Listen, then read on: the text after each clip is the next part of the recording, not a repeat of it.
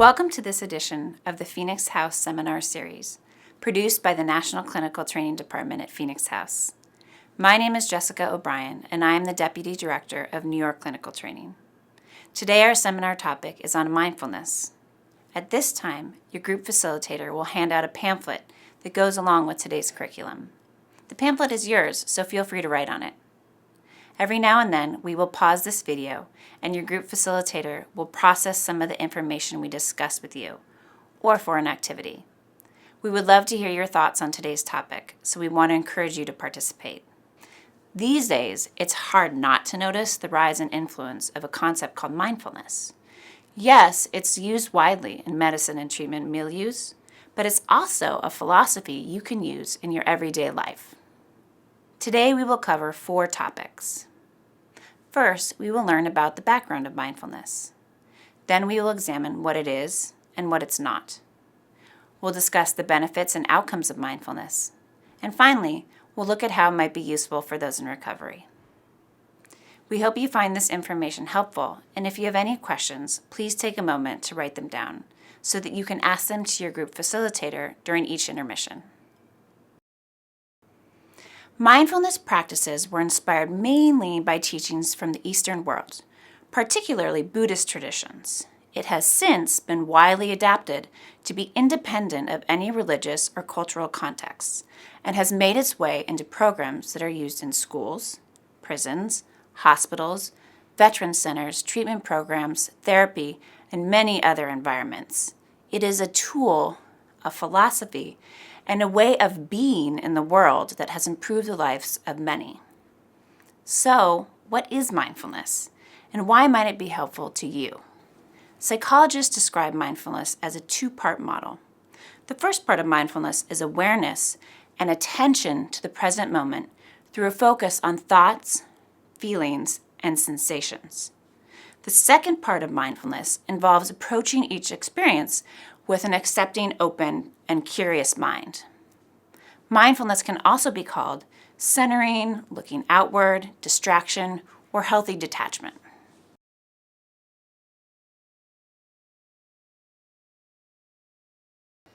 Myth number 1, mindfulness is ethically neutral.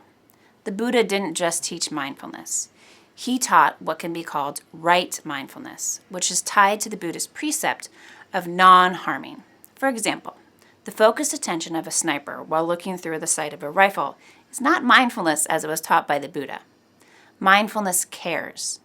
It might be helpful to think of mindfulness as caring attention to the present moment. Caring attention is characterized by an intention not to harm and by the proactive intention to be kind, compassionate, and generous. Myth 2. Mindfulness conflicts with certain religions. There's no one belief system connected to mindfulness, even as it was originally taught by the Buddha.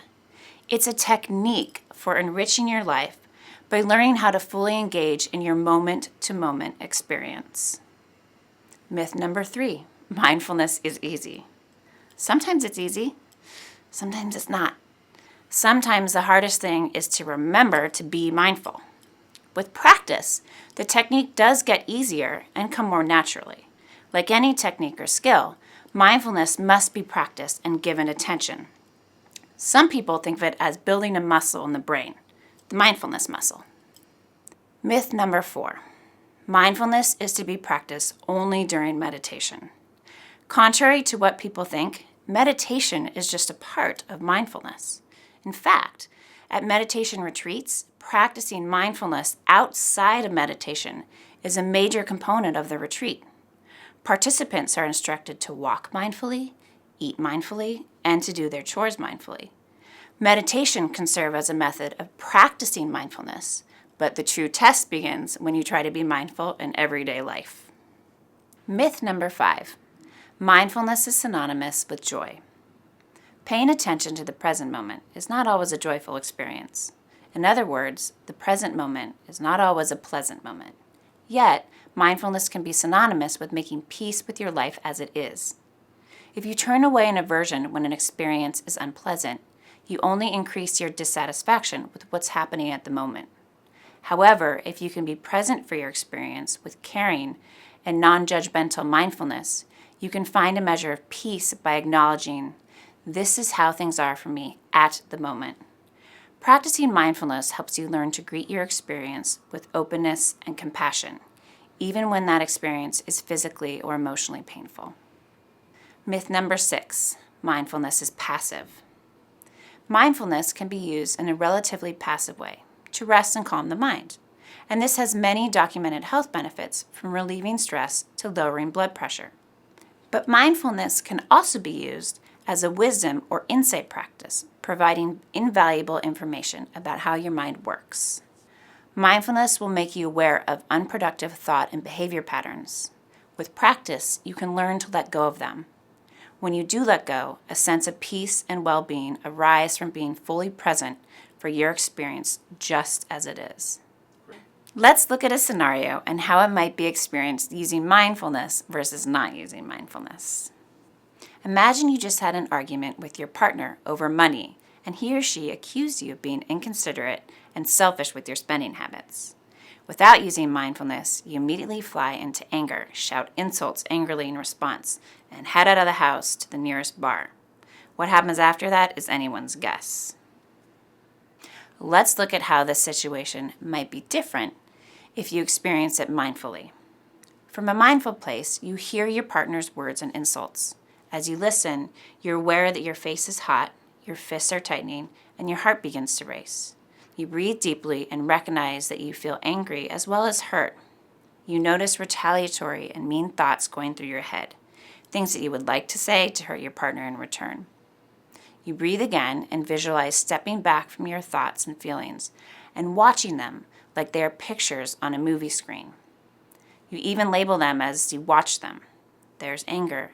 I see hurt. I feel my fists tightening and my heart race. Instead of grabbing onto anger and letting it take you for a wild ride, which often leads to doing something you regret, you accept that you feel angry, feel compassion towards your anger, and allow your anger to exist in your mind however it needs to. Maybe you visualize your anger as a person throwing a tantrum, but you keep yourself separate from your anger. Continue to breathe deeply. You continue to watch your thoughts, feelings, and reactions as though you were an observer. Anytime you begin to attach to your anger, you calmly take a visual step back and remind yourself to just watch. From this place of self-awareness, you are better equipped to make a more rational decision. It's important to recognize that you feel angry and hurt, but now you can decide if you want to walk away and take a break in order to figure out a way to address this more productively. The idea of mindfulness is really simple, but it's actually pretty hard to be mindful when we're used to keeping busy, trying to figure everything out, and getting angry or afraid when things don't go our way. We all have trouble staying in the moment. It helps not to criticize ourselves or others for this, but just notice that we all do it. So let's take a moment to pause the video and think about mindfulness as it relates to you. Have there been times when you have found yourselves far away from the moment, thinking about the past, the future, or something that's bothering you? Maybe it's just happened in the last few minutes since the seminar started. Or have there been times in your lives when you've reacted so quickly or felt so intently that you've done something you regret or felt overwhelmed by what was going on inside you? In those situations, what has made them worse? What has made them better?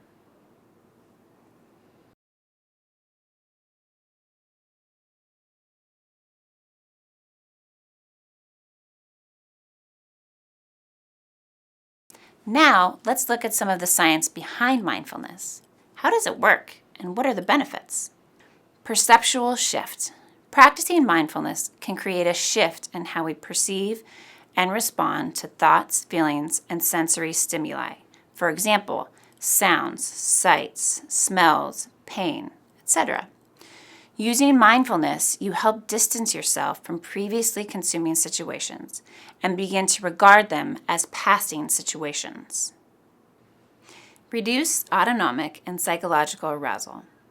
It has been shown that mindfulness, and in particular conscious breathing, increases vagus nerve output, which causes the heart and breathing rate to lower.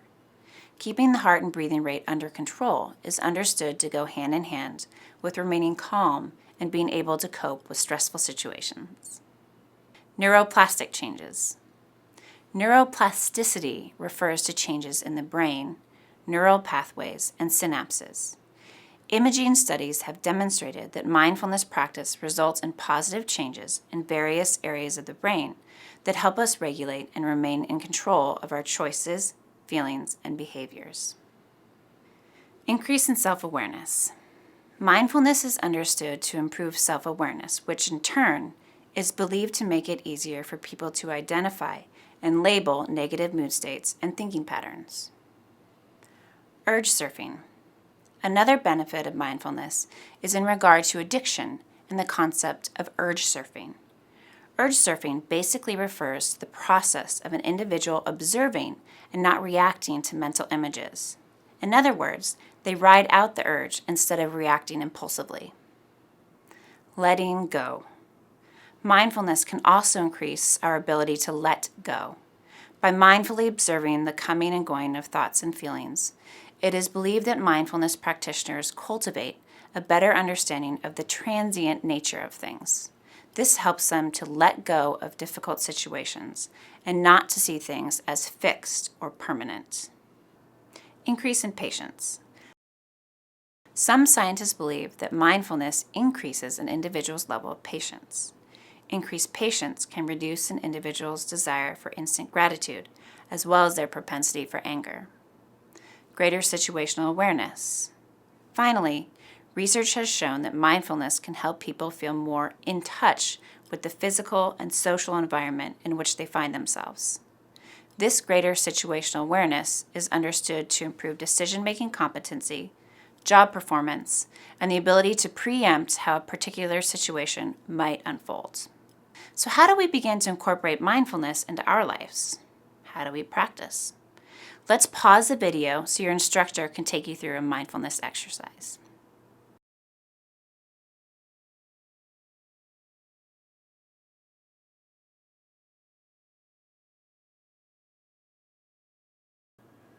Mindfulness can be a highly effective technique to use when dealing with cravings and urges.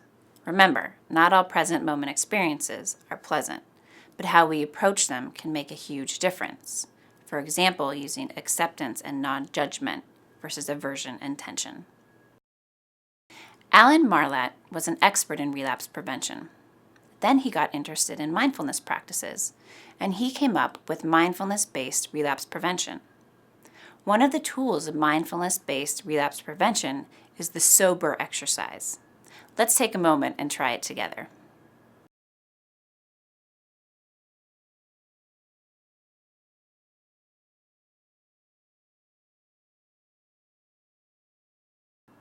With that, we conclude our seminar on mindfulness. We examined the background of mindfulness, looked at what it is and what it's not, reviewed the goals and benefits of mindfulness, and addressed how it might be used in recovery. Thank you for listening to today's seminar and for your active participation.